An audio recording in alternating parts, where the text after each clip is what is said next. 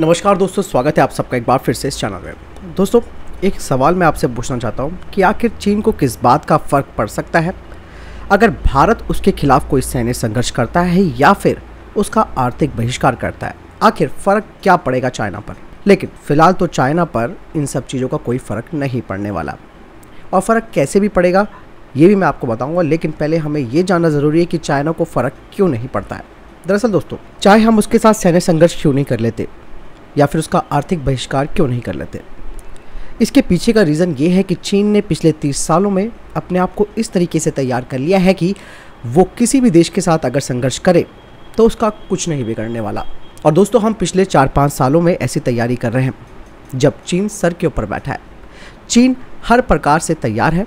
चीन जो कि दुनिया का 85% सामान तैयार करता है और एक्सपोर्ट करता है। भारत, इसलिए मैंने कहा कि भारत चाहे सैन्य संघर्ष करे या उसका आर्थिक बहिष्कार करे, कोई दिक्कत नहीं है, भारत कर सकता है। दोस्तों, आर्थिक बहिष्कार का नुकसान भारत को ही सबसे ज़्यादा होने वाला है। ऐसा क्यों? इसके पीछे की हकीकत यह है कि चाहे एक देशभक्त होने के नाते आप इस तरीके की बातें कर सकते हैं कि भारत कुछ भी करे चीन को फ़र्क पड़ेगा, लेकिन हकीकत दोस्तों यही है कि चीन ने जिस तरीके से अपने आप को तैयार किया है, हम कुछ भी कर ले फिलहाल उसका मुकाबला तो नहीं कर सकते हैं, क्योंकि वो इकनॉमी में काफ़ी मजबूत बन चुका है। और दोस्तों, हमें अगर चीन का मुकाबला भी करना है तो हमें करीबन 20 साल तक अपनी आर्थिक स्थिति को मजबूत करना होगा, तब जाकर हम चीन को काउंटर कर सकते हैं। हालांकि दोस्तों, ये बातें आपको थोड़ी सी अटपटी लग रही है, लेकिन इसके पीछे का रीज़न आपको इसलिए भी जानना ज़रूरी है कि हमें आखिर करना क्या है। दोस्तों, वैसे भारत के अंदर कई ऐसी ताकतें काम कर रही हैं जो वामपंथी चीन को सपोर्ट करती हैं, और कहते हैं ना कि घर का भेदी लंका ढाए। दोस्तों, हमारे यहाँ देश प्रेम तभी आता है जब देश में कोई बड़ा नुकसान हो जाता है, अन्यथा हम देश प्रेम से हमेशा दूर रहते हैं। जबकि देश प्रेम एक ऐसी चीज़ है कि हम कुछ भी कार्य करें वो हमारे देश प्रेम को दर्शाना चाहिए। चाइना हमेशा इस बात को ध्यान में रखता है, उसका हर नागरिक इस बात को ध्यान में रखकर काम करता है कि कोई भी काम करना है तो उसे मन से करना है, क्योंकि वो देश की छवि को बनाए रखेगा। भारत के अंदर देश हित से पहले लोग अपना पर्सनल हित ऊपर रखते हैं। ऐसे में देश को नुकसान भी होता है। हमें बर्बाद करने के लिए किसी बाहरी ताकत की आवश्यकता नहीं है। हमारा भ्रष्टाचार ही हमारे लिए काफ़ी है। हमारे यहाँ राजनीति के लिए जात पात और धर्म का इस्तेमाल किया जाता है, और समाज को तोड़ने का कार्य हमेशा सरकारें करती आई हैं। तो फिर किसी बाहर वाले की ज़रूरत कैसे पड़ेगी? भारत के कुछ लोग धर्म को हमेशा आगे रखते हैं। हालांकि धर्म एक बहुत बड़ी चीज़ होती है, लेकिन देश हित सबसे पहले होना चाहिए। दोस्तों, हाल ही में आपने कई ऐसे उदाहरण भी देखे होंगे जिसमें कि साफ तौर पर पता चला कि चंद पैसों के लिए कई लोगों ने देश को बेचने के लिए कोई कसर नहीं छोड़ी। आए दिन जासूस पकड़े जा रहे हैं, चाहे वो भारतीय सेना में है या हमारी सिक्योरिटी एजेंसीज में। वो कहीं ना कहीं जानकारी लीक करते हैं, और इस तरीके के जो जयचंद हैं वो देश को बर्बाद करने में लगे हुए हैं। दोस्तों, चाइना को काउंटर करना है या चाइना को बर्बाद करना है तो उसके लिए हमें कुछ बातें ध्यान में रखनी होगी कि चाइना को फ़र्क कैसे पड़ना चाहिए। आज विश्व में मिलिट्री शक्ति में 4 देश हैं, जिसमें कि अमेरिका, रूस, चीन और भारत। आज चीन को रूस से कोई खतरा नहीं है, क्योंकि दोनों देशों के बीच एक ही विचारधारा है और गहरी दोस्ती भी। बचे हैं 2 देश, भारत और अमेरिका। चीन आज भी विश्व में भारत और अमेरिका को अपना दुश्मन मानता है और खतरा महसूस करता है।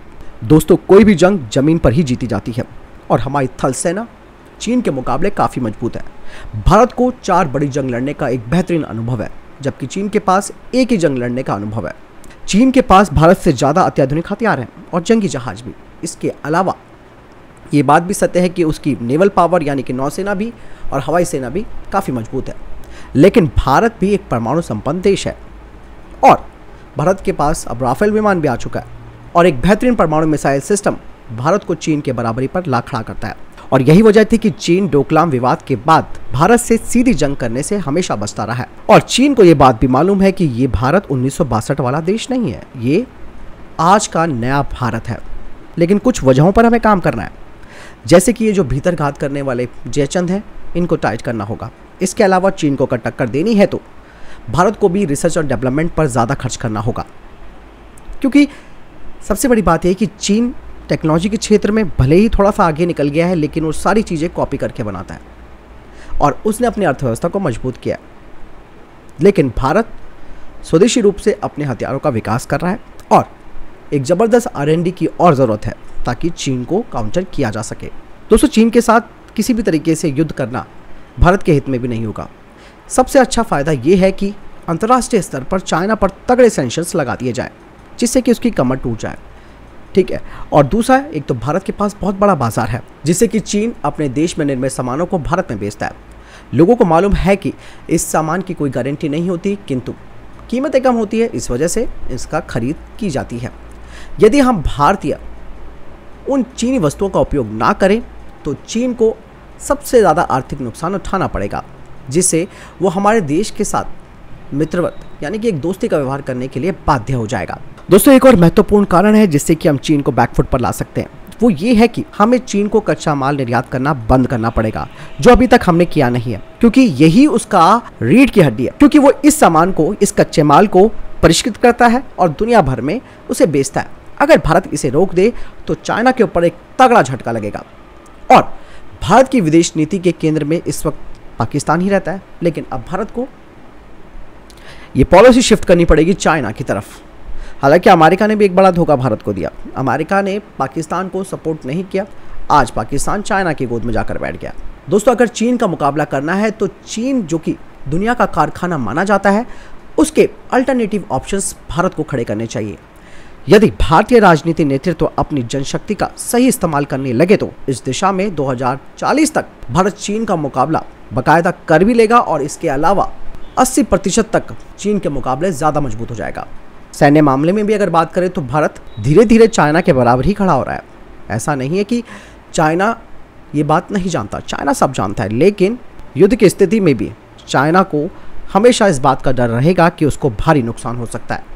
इसके अलावा एक और चीज़ है जिससे चाइना को काउंटर किया जा सकता है। भारत को चीन के दुश्मन देशों के साथ एक ग्रुप बनाना पड़ेगा, जो कि धीरे धीरे बन रहा है, जैसे कि आपने क्वाड भी देख लिया। इसके अलावा अन्य कई ग्रुप्स हैं जिन्हें तैयार करने की भारत सोच रहा है। भारत की एक्ट ईस्ट पॉलिसी है। तो इस तरीके से एक नेक्सस बनाकर चाइना के साथ व्यापार को सीमित करना होगा और चाइना पर सीधे सामान खरीदने से बचना होगा। यानी कि दोस्तों, आपने जाना कि चीन को फिलहाल तो कोई फ़र्क नहीं पड़ेगा, लेकिन फ़र्क कैसे पड़ेगा ये भी आपने जान लिया।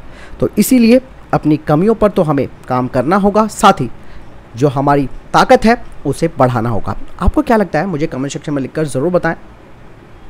मिलता हूँ नए वीडियो के साथ। नमस्कार।